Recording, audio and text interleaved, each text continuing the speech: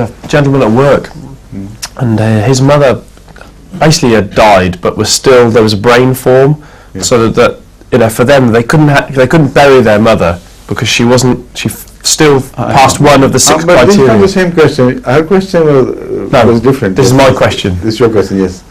I know that.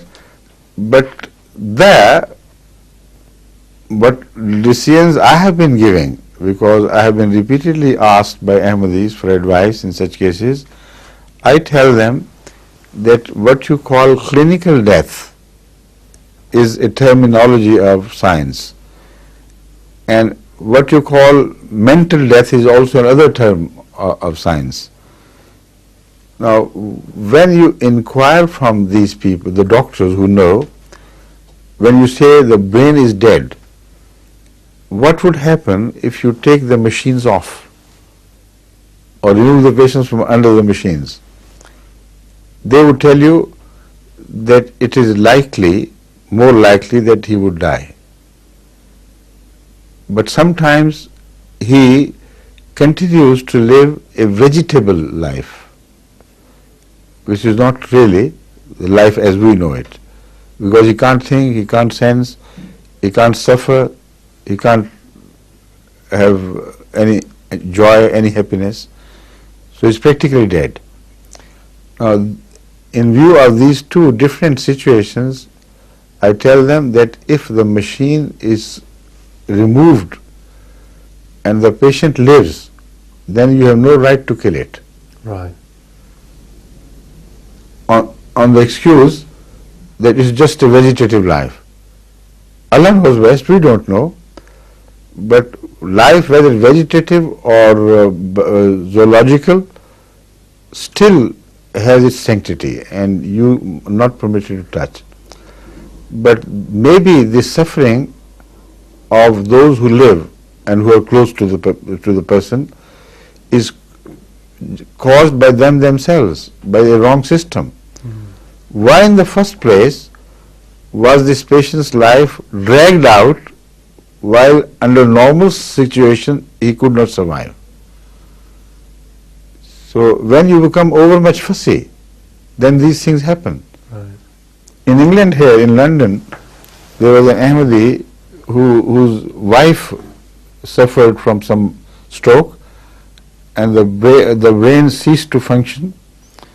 Now my ordinary advice is to give them some homeopathies or other drugs from any system of cure which claim that something can happen. But don't put such patients on machine, because that would be dragging them out. That would not be doing them any good whatsoever. Even if they survive with some deficiencies, some permanent damages. Some cannot speak, some cannot see, some cannot move themselves. They can't eat anything. You have to do everything mechanically for them on their behalf. Somebody else should live on their behalf and do the functions which the patient normally does himself.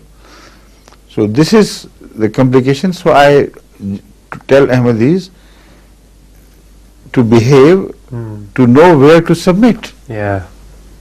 See, this is the decision. Shall we submit to the will of Allah here and take only the normal measures to save the patient, not beyond? But some, out of sentiments, etc., they say, all right, and they're also overawed by the new system, new machine and things. And they say, doctors say, let's put the patient under the machine. Okay.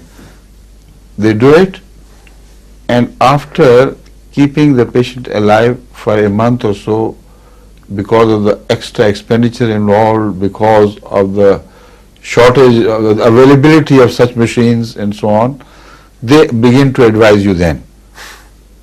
We think enough is enough, you better book your patient. So the life or death is decided by the doctors without any rhyme or reason. Why? So what the worst part of this is, in one case I had been insisting please remove the machine because it's too long and I think it's not fair to the patient herself. And when they removed, she still continued to live. This automatic, breathing apparatus was working and there was no other sign of life. Whenever the brain was charted, they said, dead straight line, Yeah. no ups and downs. So man is creating suffering for himself.